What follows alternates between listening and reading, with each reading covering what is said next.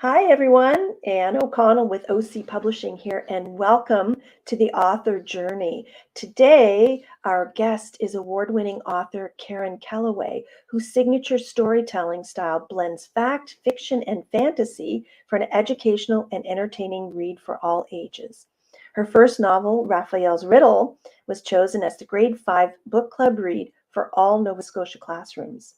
Her latest novel, Keepers of the Pact, and I usually have a hard copy, but I have it on my hand-dandy Kindle here.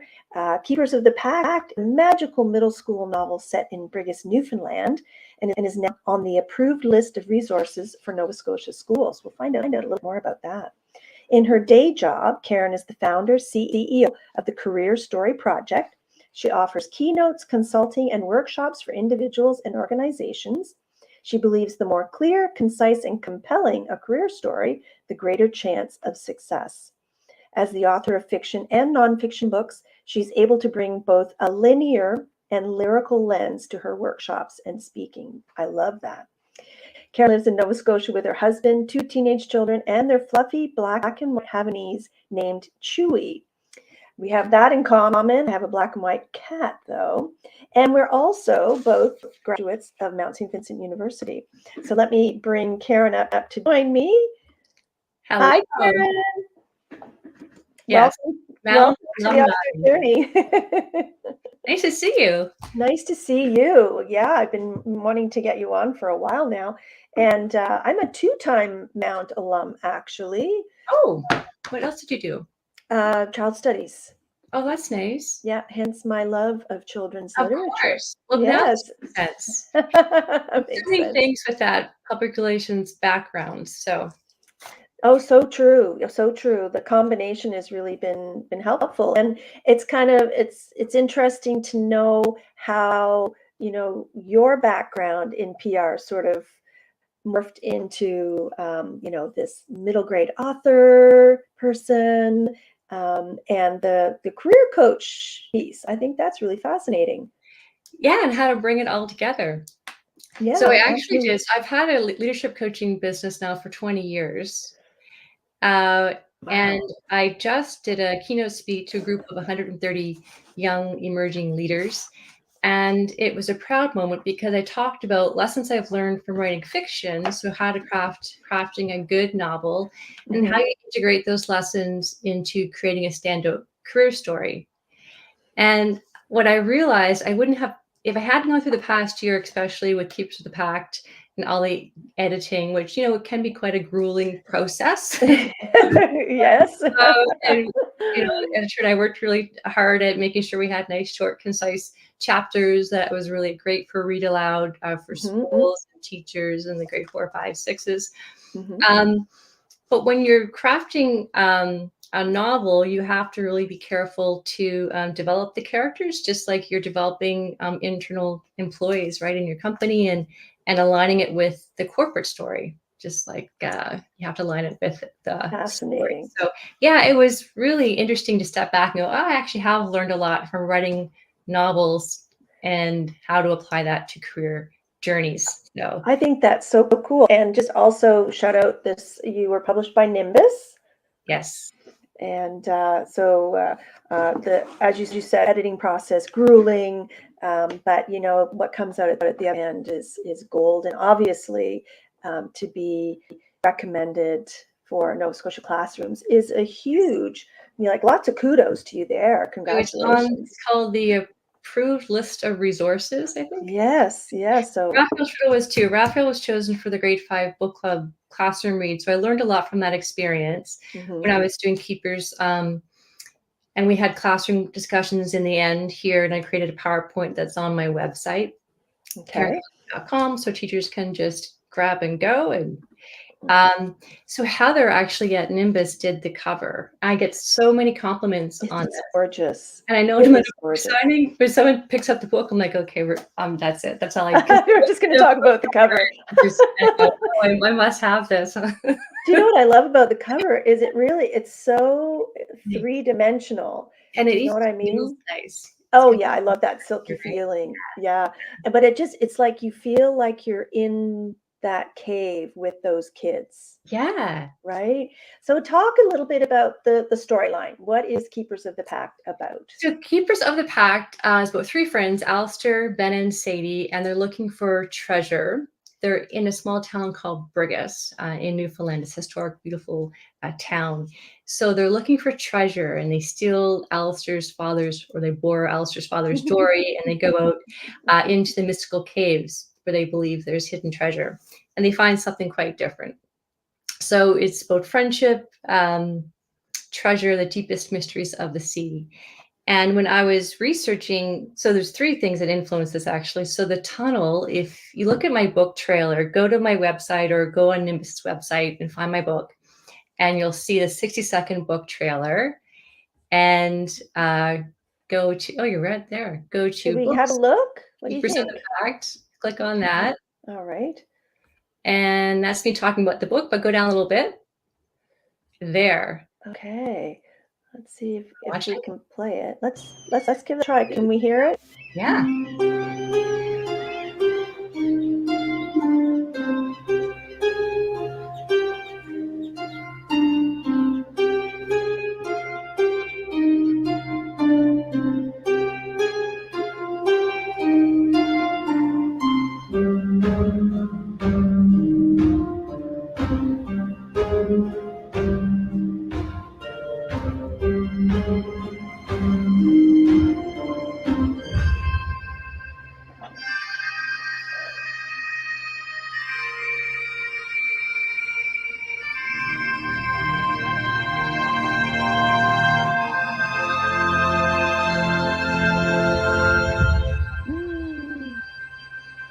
Isn't that cool?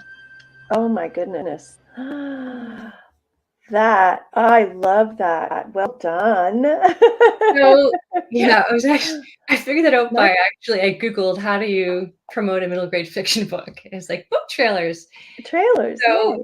there's this title that you saw in the book trailer. And it's interesting, I did a book signing down at Carrefour on the weekend, and someone came by and she goes, "Oh, I'm from Brigus." And she's with the tunnel. So she said, "Oh, you get that tunnel." Like that was it. That's all she needed. So the tunnel was blasted in the late 1800s, and it's a 30-foot path blasted through solid rock. And so when you walk through it, you kind of go, okay, well, for me, I'm like all about magical portals. There's a magical portal in Raphael's riddle too. Like it's gotta be something to happen here. And there was a mermaid sighting in the St. John's Harbor in around 1610, and was in the newspaper, so reported. And Peter Easton, who's a famous pirate, around 1612, apparently hid some treasure off the coast of Newfoundland, but didn't leave a map. Pirates are supposed to. So those three elements, right? The tunnel, the mermaid, and this hidden treasure are what inspired the story. And then taking that through like a child's mind. I grew up in Paradise, Nova Scotia, so very small town, and we had create our own adventure. So I think that whole small town feel that comes through in the book as well, where the kids are always trying to figure something out, what to do, and they're outside a lot. I think as long as I have middle grades who love this, and grandmothers are also loving this book. And I think that's why, because it has that sort of small town feel that you can relate to, and that it kind of takes you back to your childhood and simpler days. Oh, that's wonderful. I want to give a shout out to the folks who are watching, and make sure if you have questions for Karen as we're chatting, fire them in the comments and I'll watch. We have Sue Slade is watching. She says, "Hi, lady." Sue. And Karen Dean, good afternoon. And Karen, hi, Karen. Nice Karen. And Mark Shoup says, "I went through that tunnel in September. Great setting." Ooh. I have been dreaming about like an RV trip, like from one end of Newfoundland to the other. A cool idea. I will be making that happen. Yes. Flatten my guitar in an RV and away I'll go. Because I've never really been. I did like one night in St. John's in fog. I have seen Come From Away. But definitely want to. So you've answered my next question. I was going to ask, are you from Newfoundland? So you do need to ask that though, because so my husband's from Newfoundland. I've got a foot in there. So okay, excellent. you have to be very careful. When I was introduced, I was on CBC Radio when I did the book launch. I did the book launch in Brigus in August at the Blueberry Festival. And the book takes place during the Blueberry Festival in Brigus. And he introduced me as, she might be a mainlander. I was like, okay, well, I do go there. I lived there for 6 years with my husband, worked in St. John's in public relations at the time. And I loved Brigus. It's only 40 minutes from St. John's. So I have lots of friends here who travel back and forth for work. And now they're like, oh, I should go there. I have a car rental. It's only 40 minutes. Like, yes, go there. Yeah. So I'm like the new tourism person for Brigus. Oh, I love it. And I love that somebody happened upon your book signing at Carrefour and was from Brigus. Yes, yeah. So cool. That's very cool. So you're kind of your Newfoundlander by marriage. So by marriage, yes. I have 2 kids, 15 and 17, teenagers. So they've spent lots of time in Newfoundland as well. Okay. And there's also, I love in the story, there's a character named Chief Joe who I love. And so there is also an Indigenous angle and some folklore there. So talk a little bit about how that came about. So do you have an Indigenous background? I do not, but I've always felt like there was part of the story needed to have an Indigenous component. Growing up in Paradise, we had a Mi'kmaq settlement close to us by our apple orchard. So we had an apple orchard. That was my first job, picking apples. Nice. And all the baskets were woven by were Mi'kmaq baskets. My grandfather always told us stories of Haggy, who lived in Paradise, and with his family. We even had Haggy's Pond. It was the pond we used to skate at. So yeah, I kind of tear up. But I just always this is so interesting, right? This heritage. And Chief Joe was a character that came up and was part of this book. And I wanted to make sure that I had, portrayed the character as authentic as possible. And it took me a while to find, I kept asking, who can I talk to? And finally, Elder Gloria Johnson was recommended to me. And I called her, and she read the manuscript in its entirety. But the cool thing, and then I went to Sydney, she's from Eskazoni, to meet with her and sit with her. And she really wanted to bring in more Indigenous components. She was really excited about the story. She had stories from her own childhood that her grandmother shared about the Sabwanu, so half people, Mer people. And she's been such an influence for me. And I saw her 2 weeks ago, actually. She was in Halifax. I gave her some books to take back to the school. She's a teacher. She's in her 70s, still teaching. At the Eskazoni School? Sydney, I think it's Sydney Academy. Okay. Check that. So she's text. At first it's like, oh, come meet me, person. So I drove, met her in person. And then it's just like texting. I have on my phone, like just all these strings of text. Whatever comes up with all these ideas. And so we took Chief Joe. And Chief Joe is a female. So first it was a male. And then as we got into the story, I was like, I think we want to, or fiction, you want to have it more vivid. And I talked to Elder Gloria, and I talked to someone from Indigenous Affairs, and they said, the male chiefs actually they don't really wear feathers in the hair. They don't wear, eagles on their back. So we have to, but the female chiefs love to wear bright colors, beads. That would be more interesting. That would be more interesting too, to have a female chief in the book. So we really having these strong female characters that we brought in. So we changed Chief Joe to Chief Joe's female Chief Joe, and then we're able to bring in more of the headdress. And very timely, because I think the new Nova Scotia Council of Chiefs chief is a female. Yeah. She'll have to read. I think that's fantastic. Yeah, you'll have to send her a copy. What we did. So we have Alistair, Sadie, who's a spunky, female, and she's the one who can actually sail. What are the 3 of them? And then Ben. And what Elder Gloria and I decided was that we wanted Kiju to be like the kind of shaman type medicine woman. Grandmother. And to do that, we had Ben shift, because they own the corner store there, that Ben have his mother is from a townie, white St. John's, but we wanted to have a Mi'kmaq father so that the Kiju could come into this. Her name's Connie, and she became a really strong character in the novel, really important. And so we really spent a lot of time thinking about how to weave that character in, because I wanted to have a strong grandmotherly type, and that was important to Elder Gloria too. So, oh, I love that. I love that her suggestions became an integral part of the storyline. That's wonderful. And that was after it was pretty much finished. So I went back and we did a bit of just a reworking of that, and but it came together fairly quickly, because it was meant to.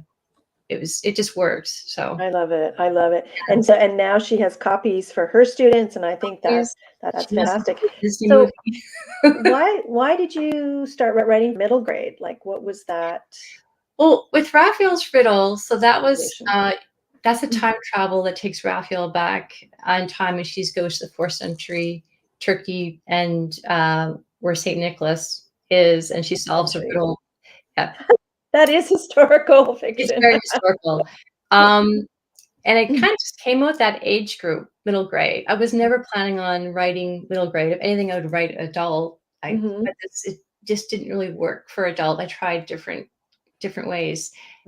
So middle grade, and then Keep to the Pact, also middle grade. And I was at Raphael's Riddle called Helena's Scribe, where she goes back in time and she becomes emperor, the Empress Helena's scribe. And that's in process right now. That's in process. Yeah.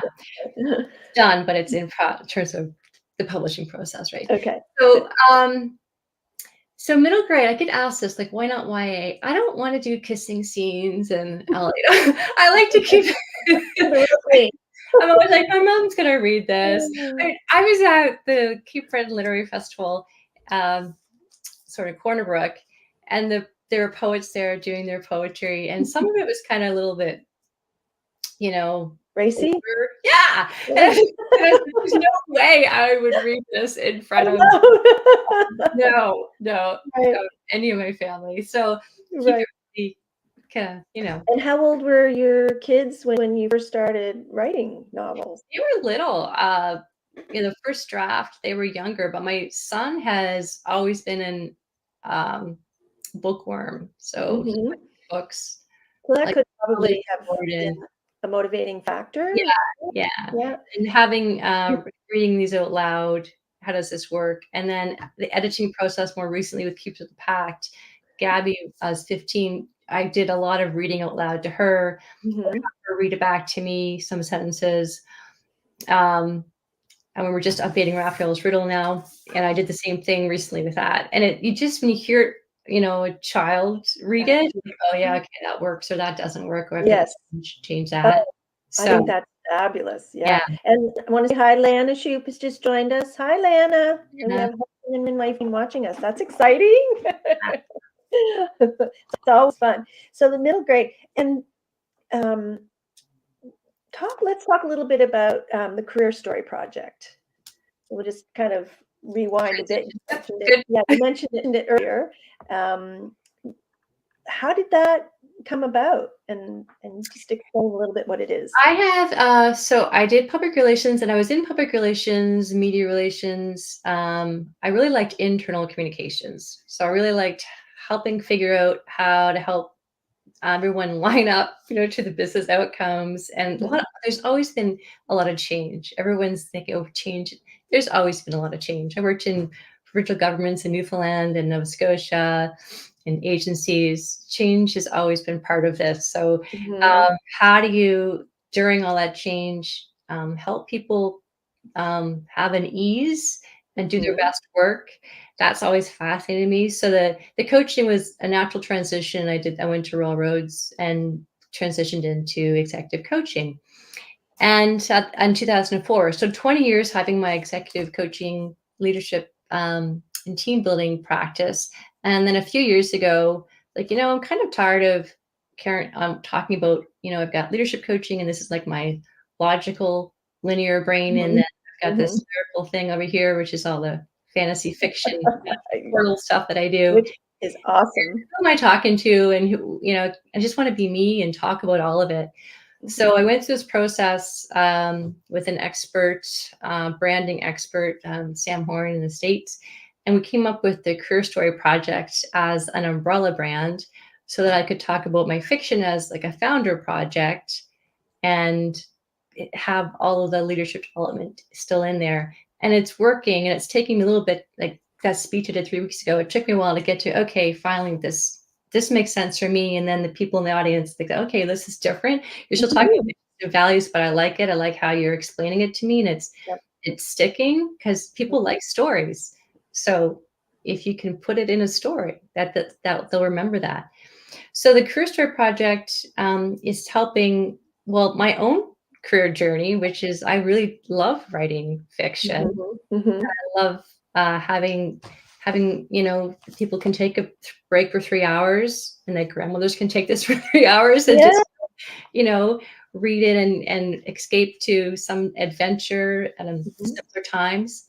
I like that. And then I like helping people with their career stories and their career journeys for whatever their passion is. So it's finally feels like, I guess I'm 52 now. I guess that's right. It starts to come together, hopefully by now. I think I was in my early 50s when I wrote my first novel, probably late 40s, and similar kind of thing, because with a background in PR, like our entire careers have been in writing and stories about, an organization or like a story, right? So I think it's natural. And just to be able to break free and write fiction for me was just very freeing, very right. So lots of, it seems like a natural path, and how nice you can kind of do the parallel paths. We have a few comments. Lana says she read and reviewed The Keepers of the Pact. Excellent story. I think I saw that review. Thank you. And Sue Slade reviewed it in Miramichi Reader. So, Sue says 52 is a good year. So it was a good year. Yeah. So you also, talking about the parallel paths, another work in progress that I noticed, Gordon the Gnome. I'm a fan of gnomes. Gordon. Okay, so this is Gordon the Gnome. Okay, so he's in progress. So Gordon, so imagine Gordon. So he's a business gnome. He's on a short list for promotion, and he has to decide whether he's going to stay or go. And so he goes on a path, sharing mentors along the way. So he meets like Felix the Fox, who is a savvy PR. You'll love this. Shiny PR dude, right? Big shiny teeth, and he's a fox, right? He has Jack, who's an owl. And they all impart, varying pieces of wisdom to him. And this is done. I wrote this. It's short. I think it's like 19,000 words. So I need someone. I need a gnome person. Who do we have in Nova Scotia as a gnome person to illustrate? But now the challenge is to she's from Bridgetown too. What is recommending a gnome person? One of my authors is also an illustrator, and she loves doing fantastical characters. So So the interesting thing with this book is, how do I market it? Because it's a kind of it's a career parable for adults, and also I want to make sure it works with my brand, but I don't want to confuse my young readers. But you definitely want to have it like back a room when you do workshops and presentations. Yeah, it really works for my work. Yeah, in your work, absolutely. Yeah. So that's done. I just actually had someone else read it, and he was reading it, and he said, while he was reading it, his wife came home and had a bad day. This is a true story. We were just meeting for coffee at the market, and there's questions at the end. They're called pithy questions for discussion. And he said, "Well, here's the note," and he read the tip, and she goes, "Yep, I'm going to take that to my boss tomorrow." And she took it. I was like, "Okay, this is good." Obviously, in action. That's Gordon in action, right? That's Gordon. And he's just Gordon, right? So, what little tips or pieces did you learn specifically from writing fiction that is applied to a career story in particular? One of the things I talked about was, there's no quiet quitting. in a novel, right? So saying that to a room of 130 people was kind of like, right. So if you, there's no quiet quitting. Everyone has to have a role. They have to be moving the story forward. Right. They have to take part. Otherwise, you get cut. Right. We kill you off. Okay. You have to align with the through line, right? So every character, you're always thinking, how are they lining up with the through line? Where are we shading things? Where are we lining it up?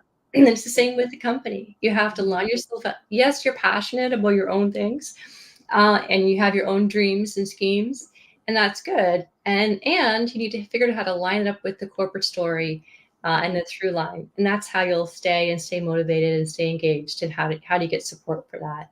So that was a couple of the lessons that I shared. Don't want to give it all away or no harm. No, that's right. When thinking about the storyline, and literally, like I was drawn in, I was held.